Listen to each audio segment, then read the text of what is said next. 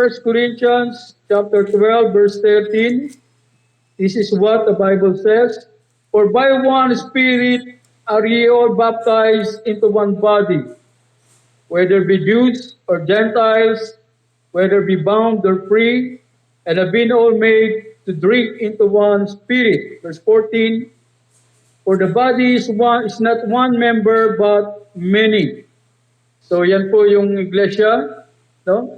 Po ay binubuo ng iba-ibang parte upang mabuo bilang isang katawan. And in 2 Timothy chapter 16, ito po ang sabi ng Biblia, 2 Timothy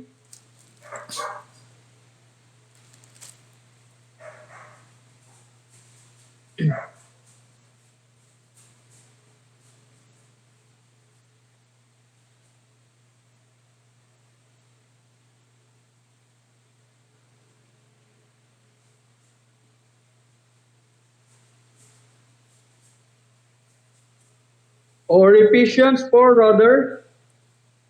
Ephesians chapter 4.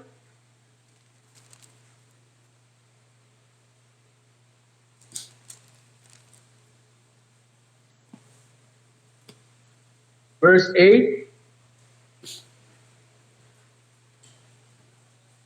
Ito po ang sabi ng Biblia, wherefore he saith, when he ascended up on high, he led captivity captive, and gave gifts unto men. So yan po ang iglesia na kung saan ay tinatag ng Panginoon. No? At ang iglesia po na ito ay ipinaubaya ng Panginoon sa ating pangangalaga. No?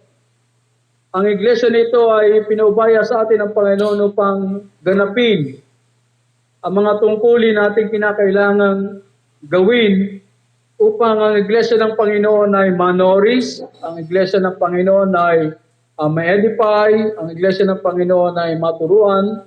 At kung mapapabayaan po natin ang ating mga tungkulin o ating function sa iglesia ng Panginoong Diyos, ay hindi po natin may iwasan na ito ay magsasuffer.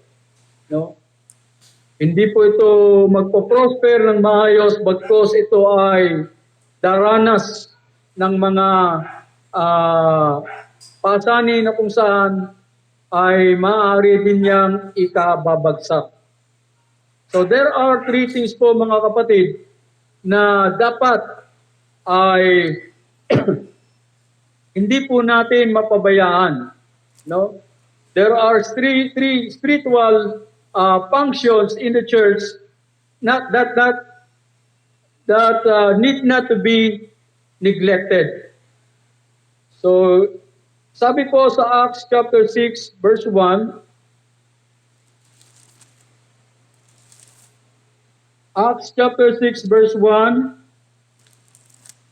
ito po ang sabi ng Biblia, in those days when the number of the disciples were multiplied, there arose a murmuring of the Grecians against the Hebrews, because their widows are neglected in the daily ministration.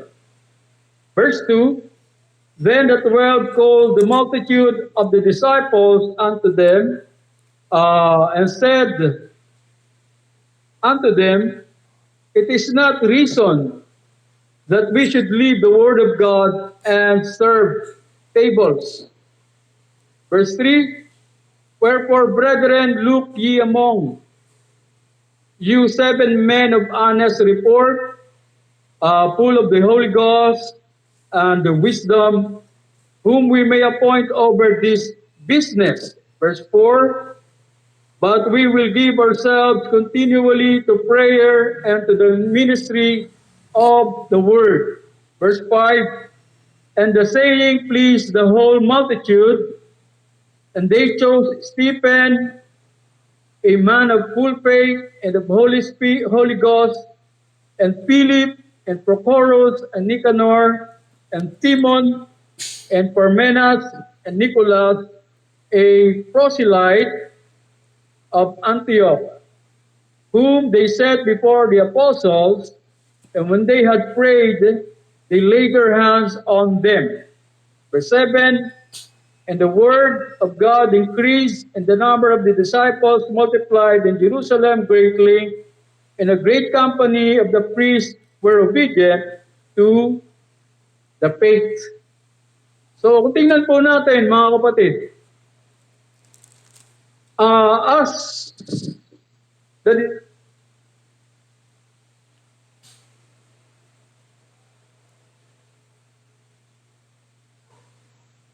Yan, nakapatay ulit yung mic mo. Okay, sorry, nadadaganan yung keyboard. Okay.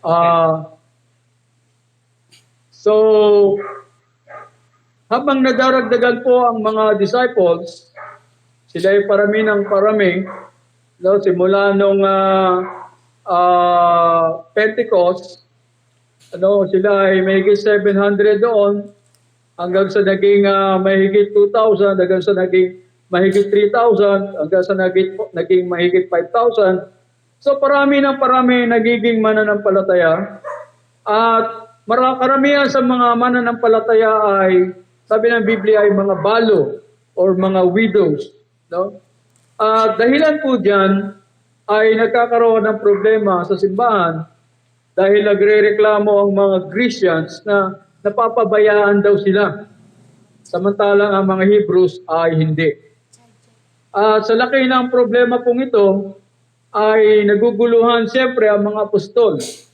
Sila ay 12 lamang na naglilingkod sa Panginoon, over 5,000 ng mga members. Kaya sabi nila, tinawag nila ang mga mananampalataya at sila ay nag-usap-usap. At sabi ng mga apostol, it is not good that we should leave the Word of God and serve tables. So, ang problema na nakita ng mga apostol ay napapabayaan po ang kanilang ministry. The ministry of prayer, the ministry of praying or preaching, the gospel, no? Napapabayaan po yan. At kung ito po ay hindi mabibigyan ng solusyon, ay madadamay ang gawain sa simbahan.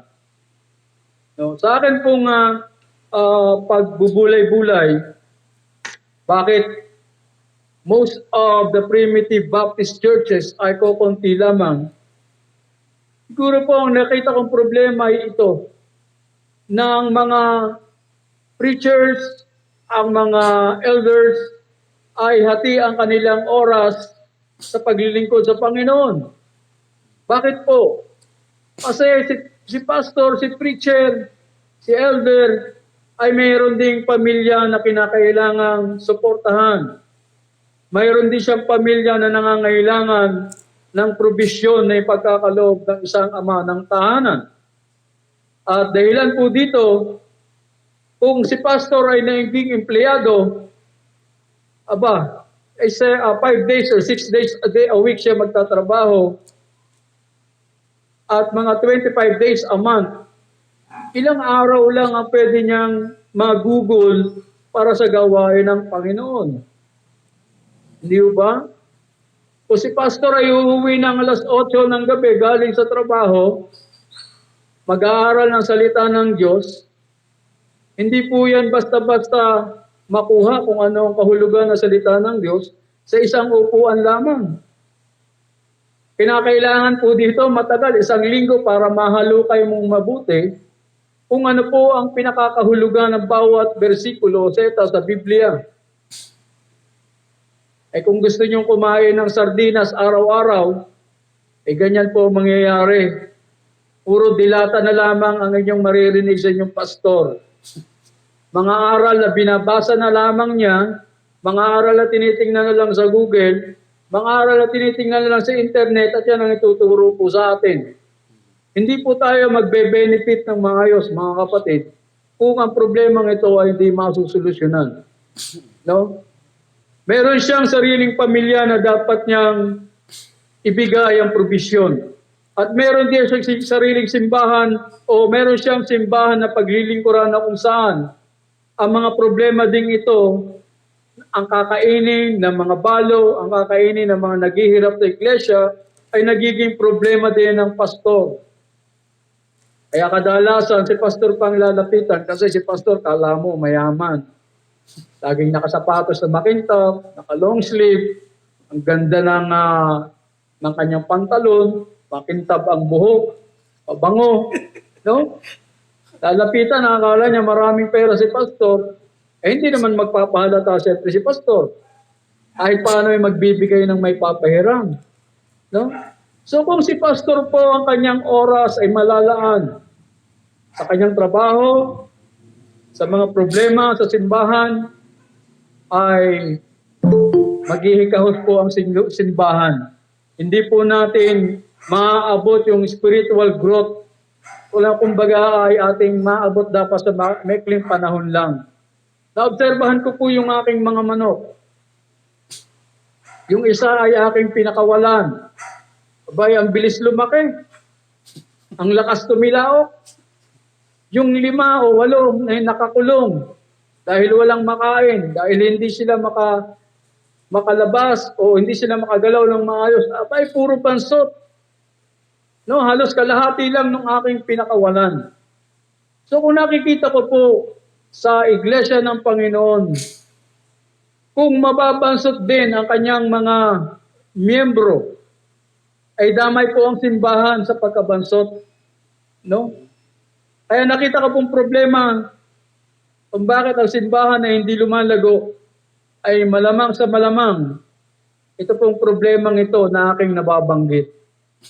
Na ang pastor ay focus sa trabaho, focus sa mga problema sa simbahan, at wala siyang sapat na oras para sa pag-aaral, para abutin yung mga nangangailangan ng mensahe, kaya ang simbahan po ay hindi lalago.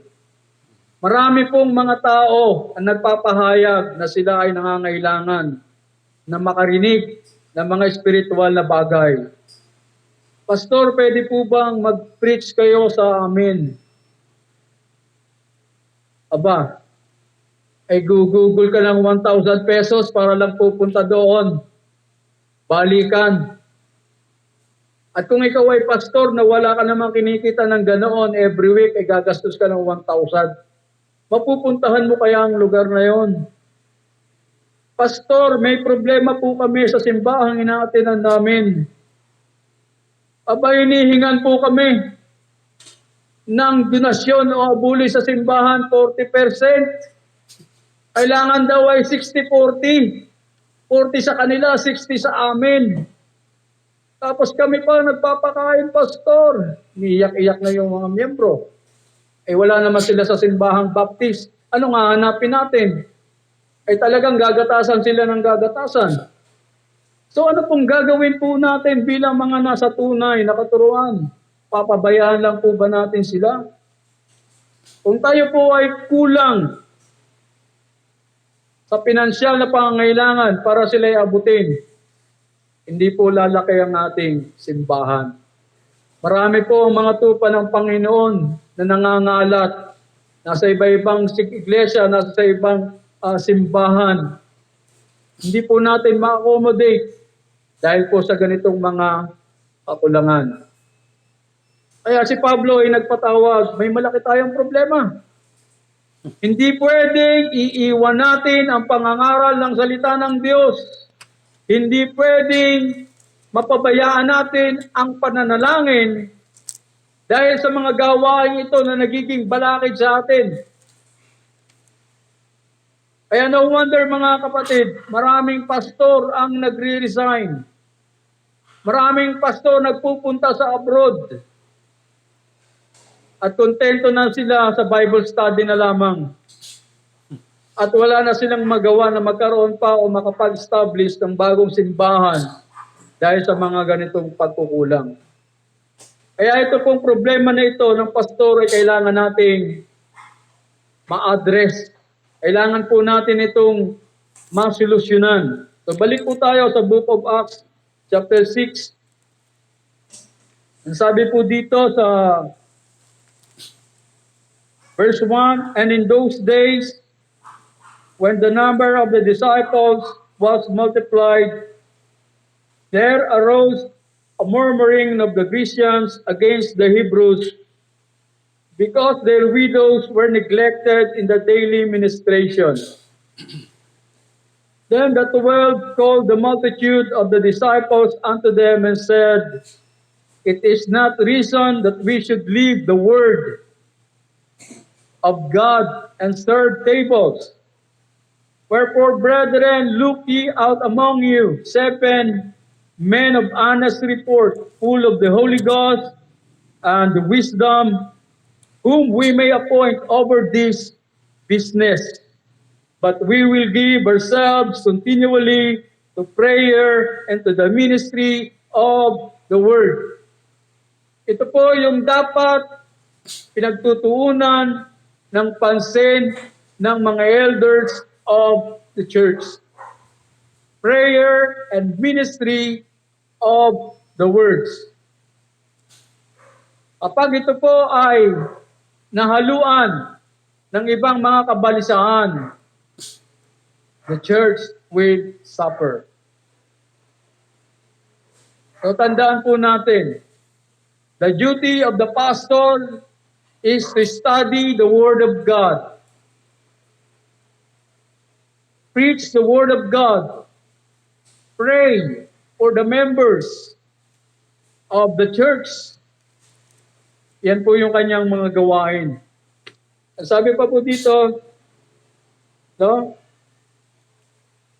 Dahil ang ating pastor ay may malawak na ministry, ay tunay na kukulangin ang oras niya para magkaroon pa ng ibang oras para sa ibang gawain. So, ang sabi ng Biblia, sa isa mga elders, ay kinakailangang pakainin ang kanyang mga tupa. Nung si Pedro ay nakapanumbalik na at ang Panginoon ay nabuhay na magmuli, ang sabi ng Panginoon kay Pedro, "Pedro, mahal mo ba ako?" Sabi ni Pedro, "Thou knowest, Lord, that I love thee. Pakainin mo ang aking mga lambs."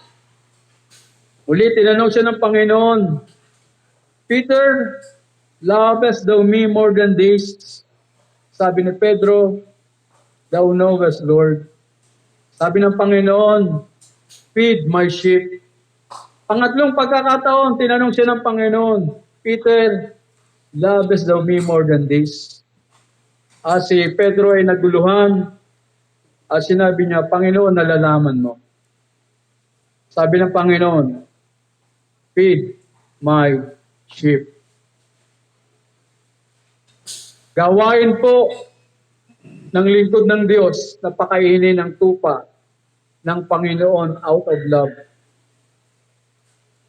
The fact na tinanong ng Panginoon si Pedro na 3 beses, gusto ng Panginoon i-assure si Pedro kung siya ba talaga ay may pag-ibig sa Panginoon.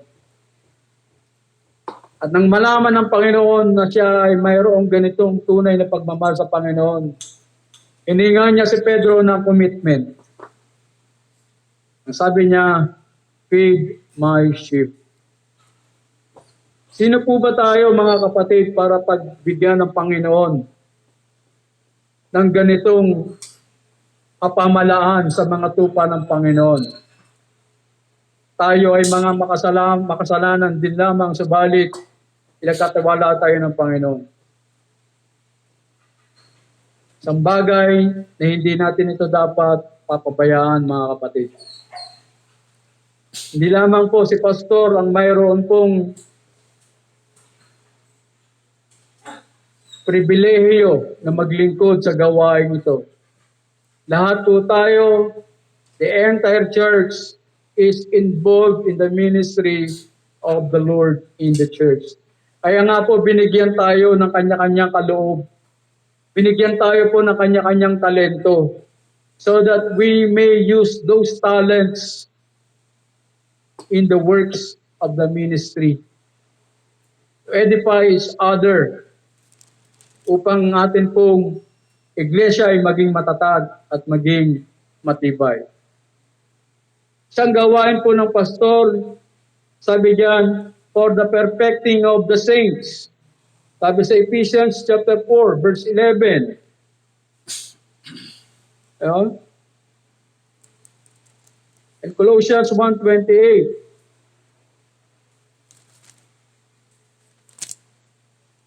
Sabi po sa Colossians 1:28,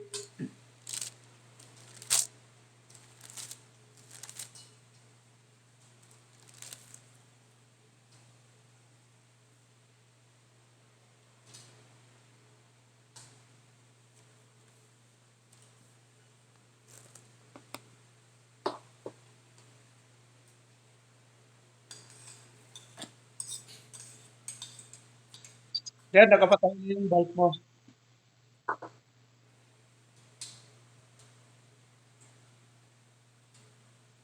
perfect in Christ. So, napapadikit po yung Bible ko sa keyboard, kaya ano. Okay? So, ang gawain po ng Panginoon ng mga manggagawa, ng mga elders ay napakalawak. For the perfecting of the saints, for the work of the ministry, for the edifying of the church, for teaching, no? For comfort, for the service of calling to repentance, sa mga tupa ng Panginoong Diyos na nawalay, no? And to preach the gospel of the kingdom of God. Ang elder po ay naikumpara rin sa Bible bilang mga watchman kagaya sa Ezekiel. No? Ano po sabi doon sa Ezekiel chapter 3 verse 17? Ezekiel chapter 3 verse 17.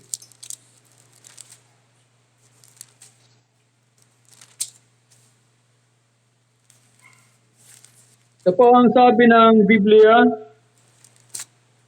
when I say unto the wicked, thou shalt surely die, and thou givest him no warning, nor speakest to warn the wicked from the wicked way, to save his life, the same wicked man shall die in his iniquity, but his blood will I require of you.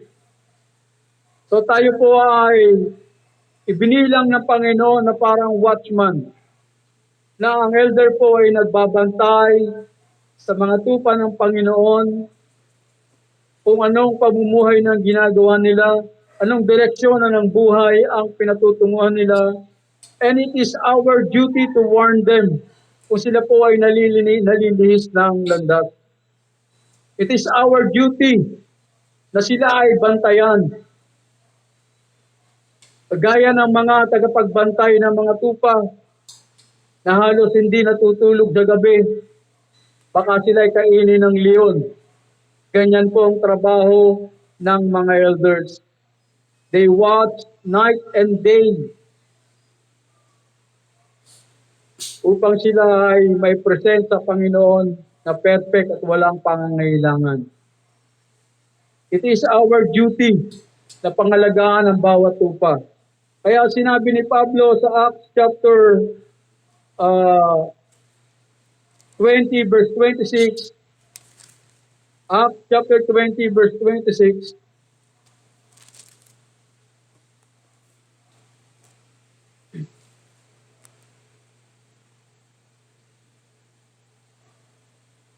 sabi po sa verse 26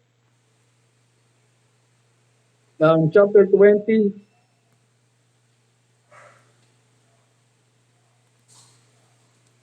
sabi ni Pablo, wherefore I take you to record this day that I am pure from the blood of all men.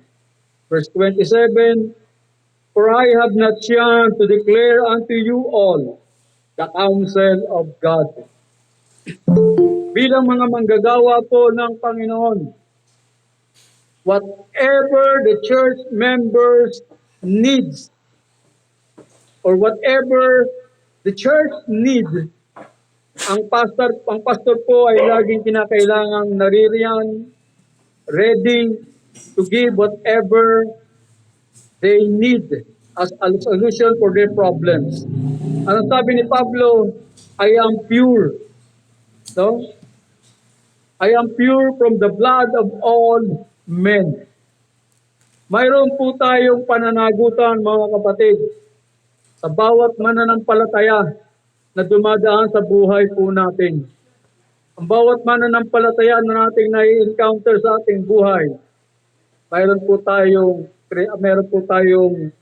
tinatawag na pananagutan sa kanila. Though our salvation, our eternal salvation will not be affected, but our ministry in this world will suffer if we neglect our duty. So napakarami po nating gawain. And we should not leave the Word of God dahil lang po sa pagsaserve ng tables. No? So, pumili ang mga apostol ng mga deacons na magiging kaagapay ng pastor upang ang elder o pastor ng simbahan ay magaanan sa kanyang gawain. Kaya balikan po natin ang Book of Acts, chapter 6.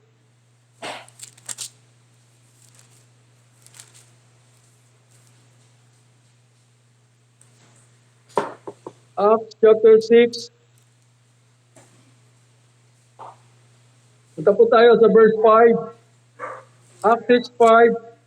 And the saying pleased the whole multitude, and they chose Stephen, a man full of faith and of the Holy Ghost, and Philip, and Prochorus, and Nicanor, and Timon, and Parmenas, and Nicholas, a proselyte of Antioch. Verse 6, whom they set before the apostles, and when they had prayed, they laid their hands on them. Verse 7, and the word of God increased, and the number of disciples multiplied in Jerusalem greatly. So tingnan niyo po yung naging epekto nung nagkaroon ng mga deacon sa simbahan. Nung ang gawain ng pastor ay nabawasan. Ang sabi po diyan sa verse 7, and the word of God increased, and the number of the disciples multiplied in Jerusalem greatly, and a great company of the priests were obedient to the faith. So kahit po yung mga Levites na naglilingkod sa templo, they became converted, to the church of the living God. At marami ang nakonverte sa gawain ng Panginoon. Ang sabi nga ng Biblia, day to day ay may nadaragdag sa iglesia. Bakit po kaya? Dahil ang isang dahilan, nagkaroon ng free time, nagkaroon ng free course ang Ebanghelyo para ito ay maipahayag, para ito ay maiparinig sa mga tupa ng Panginoong Diyos sa kinakailangang makarinig na salita ng Diyos. Kung tayo po ay mananatili sa bahay lamang, kung tayo po ay mananatili sa trabaho lamang, ang gawain po ng Panginoon will be much hindered and it will not grow as fast as it should be. So the deacons ang sasalo ng mga problema ng pastor pagdating sa lamesa. Naalala ko nung si Elder Bim ay abalang-abala doon sa pagpapakain sa mga elders nung kami naroroon. Walang mga deacons na maagapay sa kanya. Sola Bim. Sola Bim ang gawain. Buti na lang ando si Brother Orly na naging kaagapay niya. Brother Orlan. Kita mo yung hirap, kita mo yung patience sa kinakailangan mo. Ano? Sinong nakakaalam na habang siya ay nagluluto, habang siya ay nagkakatay, naghihiwa ng mga karne, saan tumatakbo ang utak niya? Ang utak niya, yung mga pipreach niya, yung mga outlines niya, paano introduction niyan? Yan ang nasa isip ng mga pastor. Kaya ako hindi nakatiis. Ako ay pasundot-sundot. Hawak ko yung aking papel, susulat ng konti, pupunta, maghihiwa. Kapag nagkaroon ng free time, sulat ulit, tingnan sa scriptures, dahil kinakailangan kong i-prepare kung ano yung aking ituturo. Hindi po kaya ng ilang araw lamang yan dahil habang tumatagal, habang papalapit ng papalapit, yung iyong pagbibigay ng mensahe, dumarating yung mga idadagdag ng mensahe na napakagaganda. So yung mga panahon na hindi po dapat palalagpasin ng pastor, sulat siya ng sulat niyan. Eh paano kung gawain ng pastor ay ganyan? Maglilinis ng simbahan, magtatabas ng mga damo, magkukumpuni ng mga bubong, tutulungan ng mga miyembro na mayroong pangangailangan. Mga kapatid, madidiskaril ang gawain ng Panginoon kapag ang lahat ng bagay ay ginawa ng pastor. Kaya ibinigay ng Panginoon sa simbahan ang mga deacons upang sila ang mga siwa sa lamesa o yung table ng mga widows. Kinakailangan silang bigyan ng kanilang pagkain. Kung mapapansin po natin, ang mga apostol, maging ang Panginoon, lagi niya sinasabi, huwag ninyong pababayaan ang mga mahihirap. Kaya ganun din naman si Judas, akala mo ay mahirap ang nasa isip, pero yung kanyang palang bulsa ang iniisip niya. Nung binasag ni Magdalena yung pabango na mamahalin, sabi niya, anong pag-aaksaya ang ginagawa ng babaeng ito? Kung naibenta sana itong pabango na ito, ay di mas marami pang natulungang mga mahirap. Sabi ng Panginoon, nasa isip mo lagi mahirap, ako minsan na hindi pumasok sa isip ko. Pero ang totoo pala, ang iniisip ni Judas ay yung kanyang makukupit sa supot na kanyang hawak-hawak. No? So, ang gawain po ng Panginoon ay napakahalaga mga kapatid.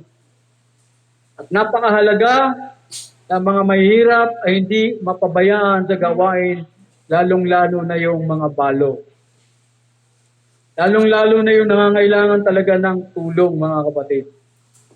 Kaya ang financial funds dapat ng simbahan ay hindi lamang nakalaan para sa mga bulaklak ng simbahan.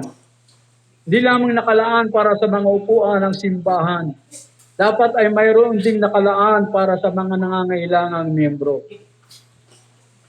Kung ang Panginoon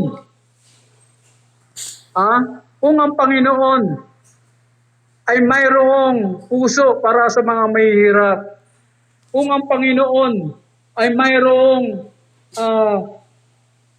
malasakit sa mga nagugutom o mga nangangailangan ng tulong, ganun din sa pastor.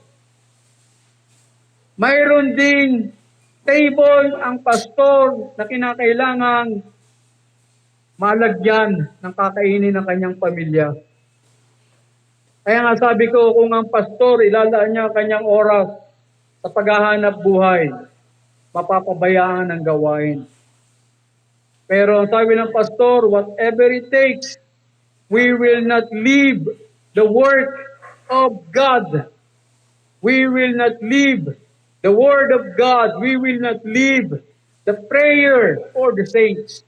Whatever it takes, kahit walang makain ng pastor, kahit palayasin pa yan ng kanyang asawa, uunahin niya ang Panginoon. Pero mga kapatid, kung tayo po ay nagmamalasakit sa simbahan, isipin po natin ang pangangailangan ng mga elders sa simbahan. Napapagod rin po ang mga elders. May mga pangangailangan din ang mga elders. At kung ang lahat kay elders iaasa, asahan po natin mga kapatid, mananatiling bansot ang ating iglesia. Hindi tayo lalago ng naayon sa paglago na dapat ay gagawin po natin. Dahil mas maraming oras ang nagugugol sa mga pansariling pangailangan po natin. So there are spiritual functions in the church that we must not neglect. We must not neglect the function of the pastor or elders. We must not neglect the function of the deacons. So mga deacons po ang dapat nag-aasikaso ng mga tables na ito. Ang mga deacons po ang dapat ay nakakaalam ng mga needs ni pastor. Dahil ang mga deacon sa kanyang kaagapay sa gawain. Kapag si pastor ang nagsalita sa kanyang mga personal na pangailangan, pagdududahan siya ng mga miyembro, pang sariling kailangan lang ni pastor yan. Baka itaya pa sa loto ni pastor yan. O mga kapatid, ang function ng elder, di po natin dapat pababayaan. Ang function ng deacons, hindi dapat din mapabayaan. Ang function din ng mga givers sa simbahan, hindi rin lalo dapat mapabayaan. Bakit po? Dahil ang Panginoong Diyos ay nagmamalasakit sa kanyang mga lingkod. Hindi po natin to dapat pababayaan. At ang pangangailangan ng pastor, pangailangan po ng mga elders, mga miyembro, mga cheerful givers, mga gifted believers sa pagbibigay ang maasahan ni pastor para sa pangangailangan ng iglesia. May pangangailangan ang simbahan sa gastusin sa kuryente. Kung umuupa ng simbahan, kailangan po yan. Kung mga upuan, kailangan yan. Maging ang mga personal na pangangailangan ni pastor, kailangan ding matugunan. Napakaraming aklat na kailangan po namin. Pero salamat may online. Nakakapaghalongkat kami ng mga aral na amin pong naaral para maipahayag sa mga tupa ng Panginoon. Pero may mga bagay din na dapat bibilihin. Magpapaprint out ka. No? Pwede bibili ka ng aklat, bibili ka ng commentary, bibili ka ng word atlas para alam mo yung senaryo, yung lugar sa Bible na pinag-uusapan.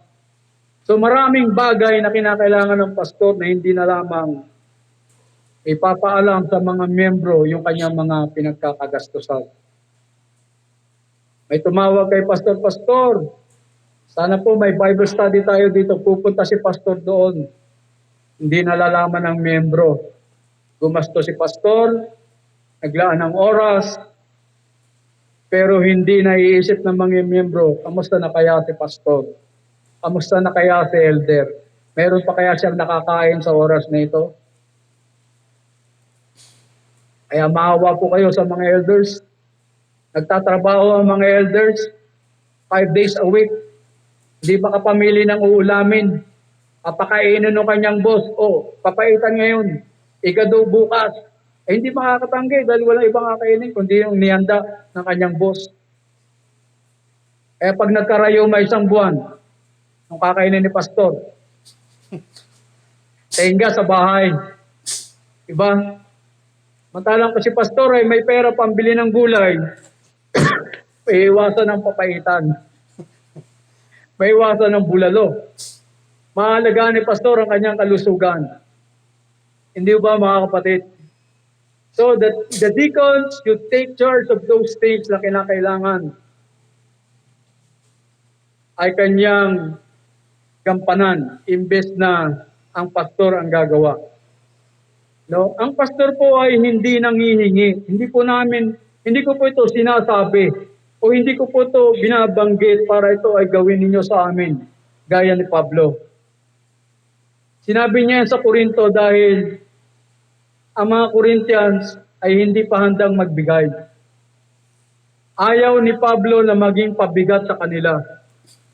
Bagamat kinakailangang suportahan ng pastor, minsan tumatahimik na lang kapag nararamdaman niya walang kakayahan pa ang mga miyembro. Pero may kakayahan man o wala mga kapatid, dapat yung malaman kailangan po nating suportahan ang ating mga manggagawa. Tingnan niyo po ang sabi ng 1 Thessalonians chapter 5 verse 12. 1 Thessalonians 5:12.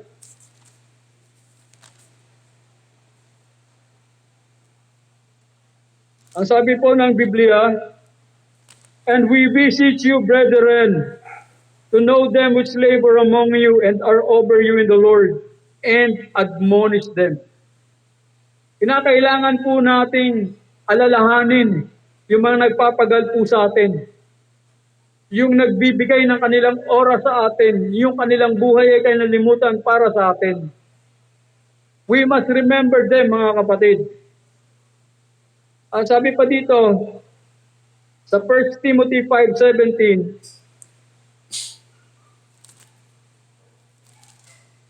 1 Timothy 5:17,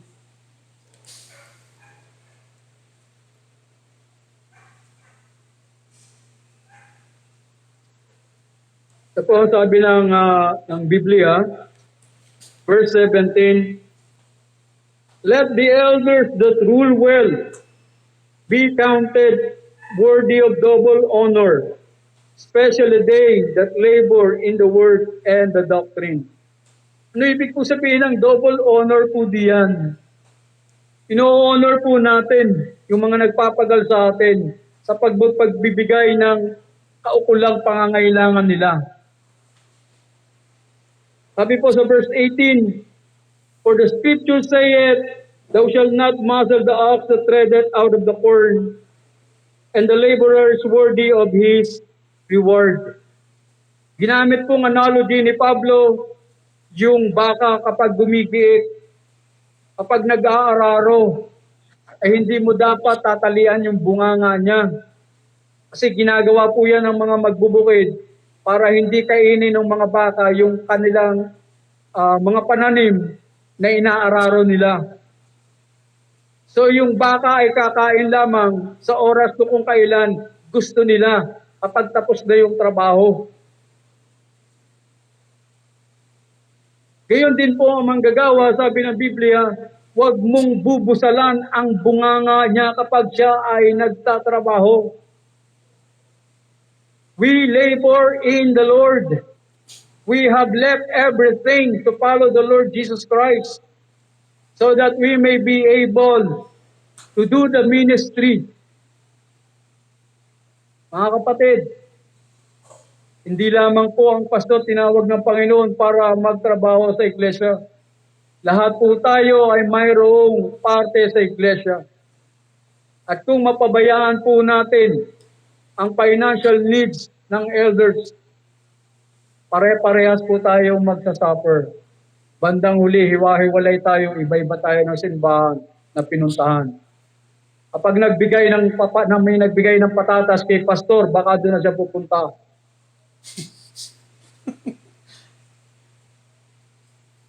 Tandaan mo natin, mga kapatid, na ang pastor ay karapat-dapat sa upa. Kung hindi man ito sahod o sweldo, at least it is his reward sa kanyang pagtatrabaho sa Panginoon.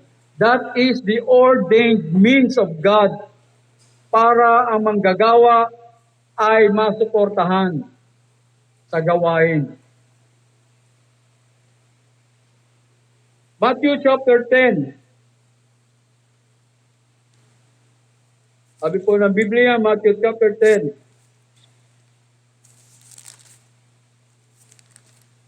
Verse 10. Sabi po dito, verse 9, "Provide neither gold nor silver nor brass in your purses, nor scrip for your journey, neither two coats, neither shoes, nor yet staves, for the workman is worthy of his meat." Kaya po si pastor, inabot ng tanghalian sa bahay nyo, nabot ng agahan sa bahay nyo, nabot ng hapunan sa bahay nyo, huwag niyo pong paalisin ang hindi kumakain. The pastor, the preacher is worthy of his meat. Hindi po dapat nating irereklamo Nagpaabot pa si pastor ng tanghalian dito. Ang galing ng timing. Alam niya magtatanghalian. Alam niya nagtatay ako ng pato ngayon. Ang galing namang tumiming. Hindi po dapat maging ganyan ang ating ugali, mga kapatid. We must be open to serve, no? The man of God na pinagkaloob sa atin. We must be open na sila ay damayan natin sa pagod na ginugugol nila para sa gawain. So the workman is worthy of his meat. Galatians 6:6. Galatians chapter 6, verse 6.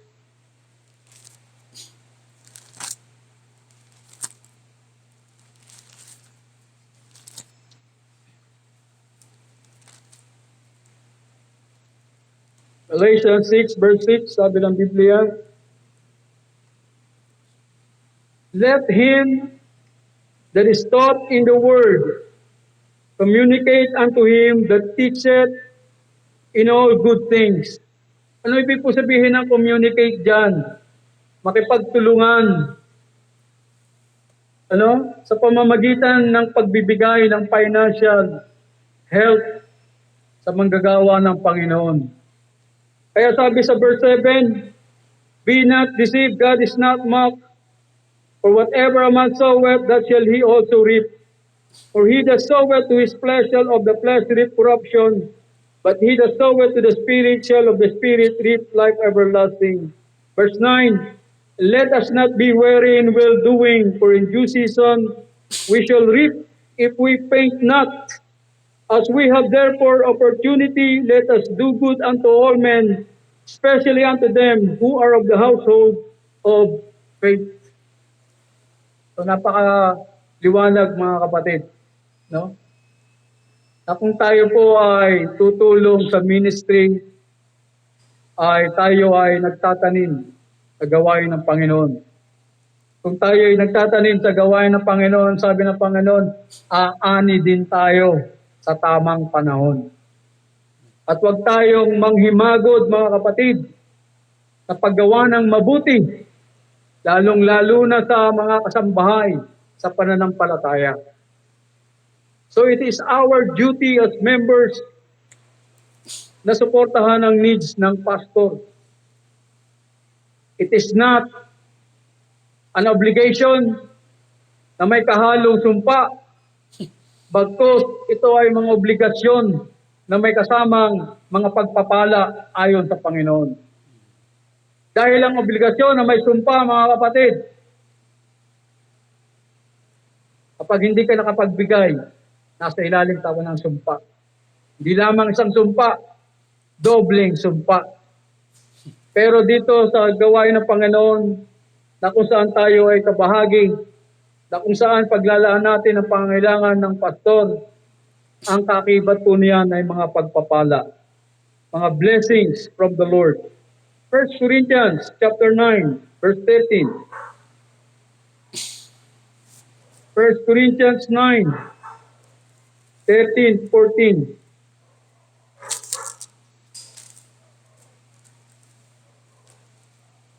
Ito po ang sabi ng Bible sa verse 13. Do you not know that they which minister about the holy things live of the things of the temple, and they which wait at the altar are partakers of the altar? Verse 14. Even so hath the Lord ordained that they which preach the gospel should live of the gospel. Hindi po natin pwedeng burahin sa Biblia, mga kapatid. They that preach the gospel should live of the gospel. Ito po yung biblical pattern, biblical ways, paano po natin financially matutulungan ang gawain ng Panginoon. It is not our obligation, but it is a command which could be responded according to what a believer purposeth in his heart. So hindi po yan sapilitan mga kapatid. Tuloy po natin sa verse 15, but I have used none of these things, neither have I written these things that it should be done unto me, for it were better for me to die than that any man should make my glorifying or glorying void. Sa Korinto, hindi po tumanggap ng tulong, sa personal na tulong si Pablo. Pero sa Thessalonians, kahit malayo po si Pablo, nagpapadala po sila ng tulong kay Pablo at hindi niya ang tinanggihan. So huwag isipin ng bawat mananampalataya, hindi naman pala, pwede naman palang hindi dapat magbigay sa gawain. Kahit si Pablo nga, hindi tumanggap eh. Mayroong pagkakataon po na ang simbahan o ang manggagawa ay hindi tatanggap sa kanyang mga inaaralan.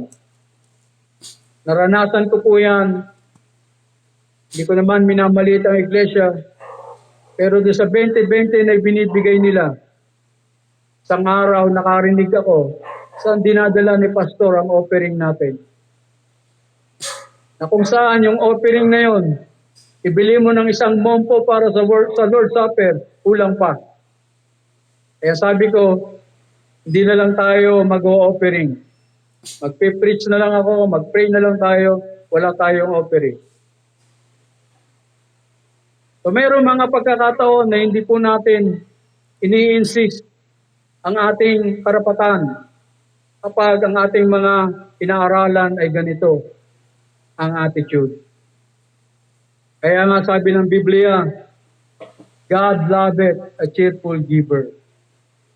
Kung sino yung masaya sa pagbibigay, yun lamang ang kinatutuwaan ng Panginoon.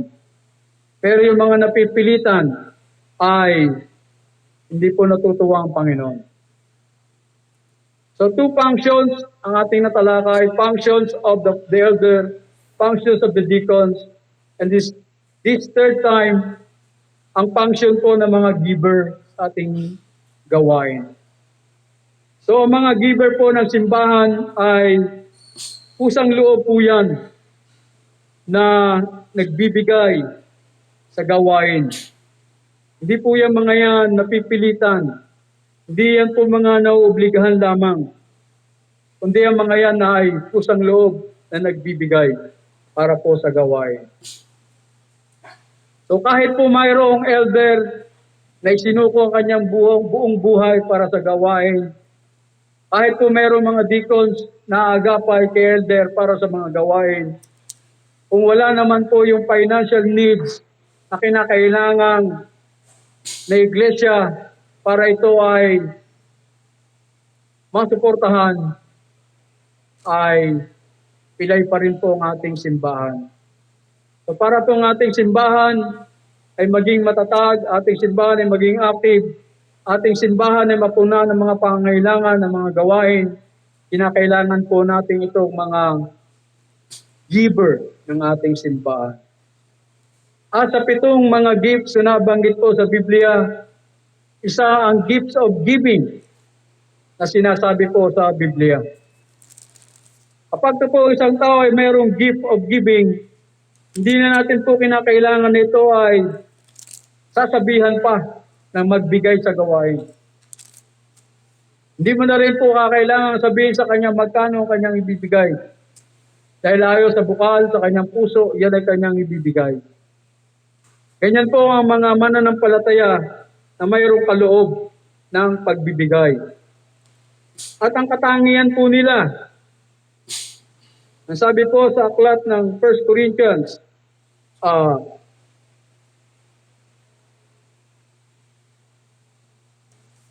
tingnan po natin 1 Corinthians chapter 6 verse 2. 1 Corinthians 6 verse 2.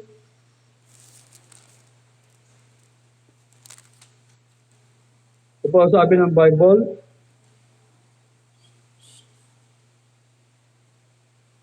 Or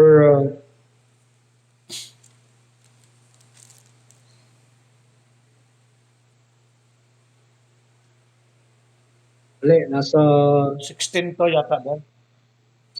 16. 16.2. Oo. Nawala yung 1. Nawala yung 1. Yan. Sabi po diyan, upon the first day of the week, that every one of you lay by him in store, as God hath prospered him, that there be no gatherings when I come. So nasa puso na po nito ng mga givers na ito, every first day of the week, sila po ay magbibigay para po sa gawain. Tandaan po natin mga kapatid, hindi lahat ng miyembro ay mayroong kakayahang magbigay sa gawain. Dahil marami po sa ating mga miyembro ni pamasahe papunta sa simbahan ay wala silang pamasahe. Yan po yung minsan ay katotohanan na dapat nating papansinin din. Kagaya po doon sa aklat ng mga gawa, maraming mga balo, maraming mga tao na nangangailangan ng tulong, kaya sila ay nag-raise ng funds para sa gawain ng Panginoon. So ganoon din po sa ating iglesia, hindi lahat ay magbibigay, but there are some who have the gifts of giving na hindi nila kakayanin, hindi makapagbigay every first day of the week. Mayroon po silang may bibigay para sa gawain ng Panginoon. Si brother giver po o si sister giver, no? Ay nagbibigay kahit na yun na lamang ang kanilang huling pera sa kanilang bulsa. Naalala niyo po yung matanda sa templo na yung mga mayayaman ay nagbibigay ng kanilang pera doon sa offering. Pinapatunog pa nila yan. Pero yung matanda na meron na lang 2 coins, ibinigay niya doon sa offering, sabi ng Panginoon, sino sa tingin niyo ang nagbigay sa kanila ng mas malaki? Bagamat hindi sinusukat ng Panginoon ang laki ng binibigay, ang sinusukat ng Panginoon ay yung puso natin sa pagbibigay. Kahit yan ay 2 piso lang, kung yan ay taos puso natin yung binigay sa Panginoon, nalulugod ang Panginoon po diyan. So kahit kahuli-hulihang barya na yan, ni sister giver, ni brother giver, magbibigay at magbibigay po yan.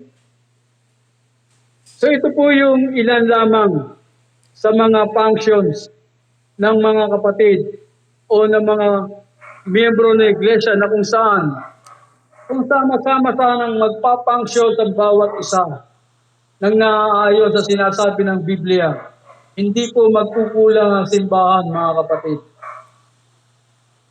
Makakapagpadala pa po kayo ng inyong tulong doon sa mga baguhan pa lang nagsisimula sa gawain. Sa mga new converts sa aral.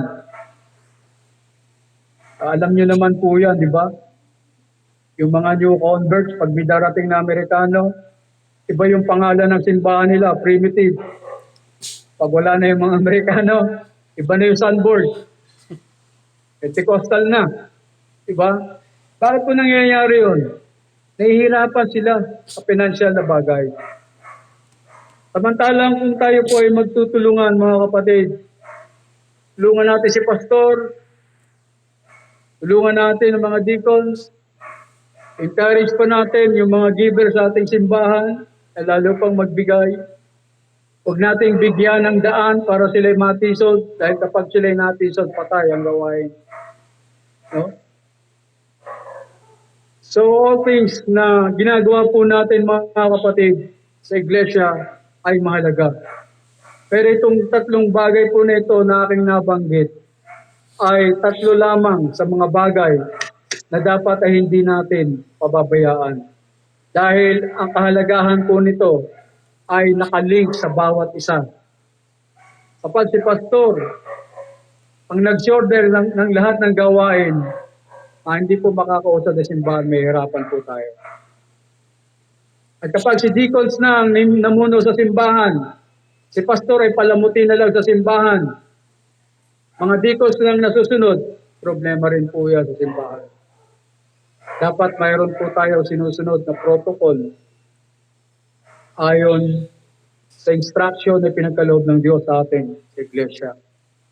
At mga kapatid, kayo po ng pinagkalooban ng Diyos, ng gift sa pagbibigay. Huwag po kayong manghinawa sa pagtulong sa gawain.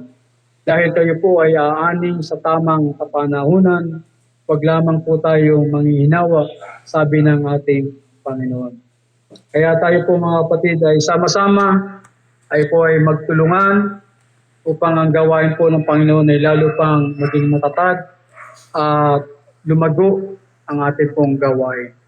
So tayo po ay manalangin mga kapatid bilang pagwawakas sa ating pong pag-aaral. Let us pray. Dakilang Diyos, Ama, muli sa gabi pong ito, kami po ay nagpapasalamat sa iyong mga biyaya. Kami po ay patuloy na ginagamit po sa iyong gawain. May naamin po namin na kulang at kulang pa rin ang aming naibibigay para sa iyong gawain.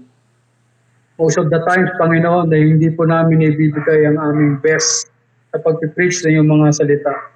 Hindi po namin nabibigay ang aming best pag-aaral ng iyong mga salita upang kami po ay maging handa ng mga mangangaral. Gayon din po, bawat isa sa amin ay hindi namin nabibigay kung ano yung nararapat namin ibigay sa aming gawain na pinagkaloob po sa amin. Kaya naman po, Diyos, kami po ay dumadalangin ayon po sa iyong awa, ayon po sa iyong kahabagan, ayon po sa iyong biyaya. Tulungan mo po kami, Ama, ng iyong pong iglesia, ng iyong pong gawain, ay maibalik po namin sa biblical pattern na kung saan hindi na po kami gagamit pa ng iba-ibang kaparaanan para lamang matugunan ang iyong gawain. Hindi na po kami aasa sa mga tao na kami gagamitin lamang para sila po ay magtamasa ng kanilang mga pangailangan na kami naging kasangkapan. Kaya mga kami dumadalangin, ilayo mo po kami sa mga ganong balakid, sa mga ganong kakaisipan. Pagkos kami turuan mo po, Ama, na sundin namin kung ano yung pattern na tinuturo mo po sa amin sa iyong mga kasulatan. Tulungan mo nga po kami ang bawat kaloob na pinagkaloob mo po sa amin ay amin pong magagampanan. Hindi para kami ay makilala, kundi upang ikaw pong maitaas, upang ang iyong pong gawain ay lalo pang yumabong aming Diyos. Muli, aming Ama, ang lahat pong ito ay aming dinadalangin, pinagpapasalamat sa tanging pangalan ng aming Panginoong Hesus. Amen. O, napahaba po yata tayo, mga sir.